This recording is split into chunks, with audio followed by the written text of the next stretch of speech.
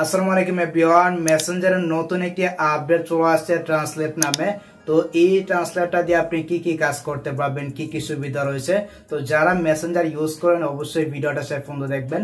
মেসেঞ্জারের নতুন আপডেটটাকে আপনি কিভাবে ইউজ করবেন চলুন আমি আপনাদেরকে প্র্যাকটিক্যালি দেখাচ্ছি।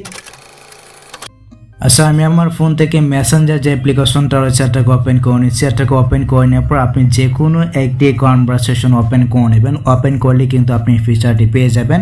উদাহরণস্বরূপ আমি আপনাদেরকে দেখানোর সাথে আমার একটা কনভারসেশন আমি ওপেন করে নিচ্ছি। ওপেন করে নেওয়ার সঙ্গে সঙ্গে দেখতে পাচ্ছেন এখানে কিন্তু একটি আরবি লেখা কিন্তু রয়েছে, তারপর দেখুন এখানে কিন্তু একটি ইংলিশ লেখা রয়েছে এবং এখানে কিন্তু একটা বাংলা টেক্সট রয়েছে দেখতে পাচ্ছেন।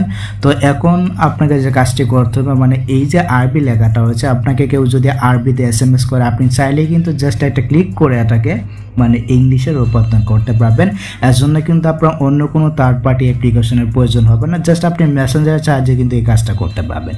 তো কিভাবে করবেন কাজটা আমি আপনাদেরকে প্রসেসটা বলে দিচ্ছি। যদি আপনাকে কেউ আরবিতে এসএমএস করে তাহলে কিন্তু আপনি কাজটা করতে পারবেন, বা যদি আপনাকে কেউ অন্য কোনো ভাষাতে এসএমএস করে, বা অনেক ধরনের ভাষায় কিন্তু রয়েছে, ঠিক আছে। যদি এসএমএস করে বা যদি কেউ উর্দুতে এসএমএস করে আপনি চাইলে কিন্তু এটাকে ইংলিশ করতে পারবেন, ঠিক আছে। তো আমি যদি এখান থেকে আরবি যে টেক্সটটা রয়েছে বা আরবি যে এসএমএসটা রয়েছে আমি যদি এখান থেকে এটাকে ট্যাপ করে ধরলে কিন্তু আপনার এইখানে ট্রান্সলেট নামে কিন্তু একটি অপশন পেয়ে যাবেন। ভালো করে লক্ষ্য করে দেখুন এই যে ট্রান্সলেট নামে কিন্তু একটি অপশন রয়েছে। তো আমি যদি এখান থেকে ট্রান্সলেট অপশন একটা ক্লিক করি, এখানে একটা ক্লিক করে দেওয়ার সঙ্গে সঙ্গে দেখতে পাচ্ছেন এই যে টেক্সটটা রয়েছে এই যে আরবি এসএমএসটা রয়েছে এটা কিন্তু ইংরেজিতে রূপান্তর হয়ে গেছে, দেখতে পাচ্ছেন এটা কিন্তু ইংরেজিতে রূপান্তর হয়ে গেছে। তো ইংরেজিতে রূপান্তর হওয়ার সঙ্গে সঙ্গে কিন্তু আমরা ইজিলি কিন্তু বুঝতে পারতেছি যে এই ব্যক্তি আমাকে আরবিতে কি কথাটা বলছে। এরপরও যদি আপনার বুঝতে অসুবিধা হয় ইংলিশটা বুঝতে যদি অসুবিধা হয় আপনি চাইলে কিন্তু এই যে ইংলিশটা রয়েছে এটাকে ট্যাপ করে ধরে এখান থেকে যদি আপনি কপি বাটন এটা ক্লিক করতেন, এখান থেকে যদি এটাকে কপি করেন, তারপর যদি এখান থেকে আপনি গুগলে চলে আসেন ইংলিশ টু বাংলা লিখে যদি আপনি সার্চ করেন, দেন এই যে কালি বক্সটা রয়েছে এখানে যদি ট্যাপ করে পেস্ট করে দেন লেখাটাকে, তাহলে কিন্তু আপনি এইখানে দেখতে পাবেন যে আরবিতে এই ব্যক্তি আপনাকে কি বলছে, এটা কিন্তু আপনি বাংলাতে করে নিতে পারবেন। সো আপনি চাইলেই কিন্তু খুব সহজে এই যে আপডেটটা রয়েছে এই আপডেটটার সাহায্যে কিন্তু আপনি বুঝতে পারবেন কেউ যদি আপনাকে আরবিতে এসএমএস করে, বা কেউ যদি আপনাকে হিন্দিতে এসএমএস করে, বা কেউ যদি আপনাকে উর্দুতে এসএমএস করে, আপনি চাইলেই কিন্তু জাস্ট একটা ক্লিক করে এটাকে ইংলিশে রূপান্তর করতে পারবেন। আর এই যে ইংলিশ টেক্সটটা রয়েছে এটাকে কিন্তু বাংলা করা যাচ্ছে না, এই ফিচারটা কিন্তু অ্যাড হয়নি।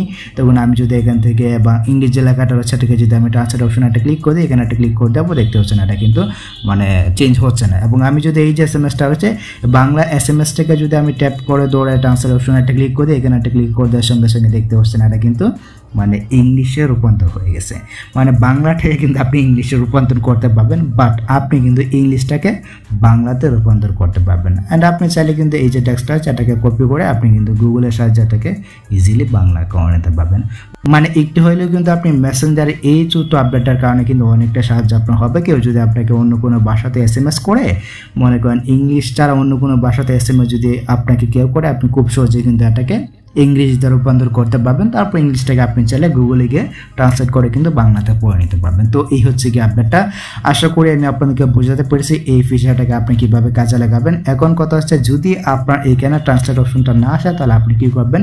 যদি আপনার এখানে ট্রান্সলেট অপশনটা না আসে, আপনার ফোনের যে প্লে স্টোরটা রয়েছে এখান থেকে এটাকে ওপেন করবেন। এটাকে ওপেন করে নেওয়ার পর আপনি সার্চ বার চলে আসুন, তারপরে যে উপরে সার্চ বারটা রয়েছে এখানে আপনি যদি সার্চ করেন মেসেঞ্জার লিখে, তাহলে কিন্তু মেসেঞ্জারটা চলে আসবে। দেন এখান থেকে এটাকে অবশ্যই আপডেট করে নেবেন, ঠিক আছে। আপডেট করে বেটা যে ভার্সনটা রয়েছে অবশ্যই বেটা ভার্সনে জয়েন হবেন। আপনি যদি এখান থেকে একটু স্ক্রল করেন চাচ্ছেন, এখানে কিন্তু জয়েন নামে একটি অপশন পেয়ে যাবেন, তাহলে কিন্তু আপনি বেটা ভার্সনে জয়েন হয়ে যাবেন। এখানে কিন্তু আমার লেব লেখা রয়েছে, হচ্ছে কি আমি কিন্তু বেটা ভার্সনে জয়েন আছি অলরেডি।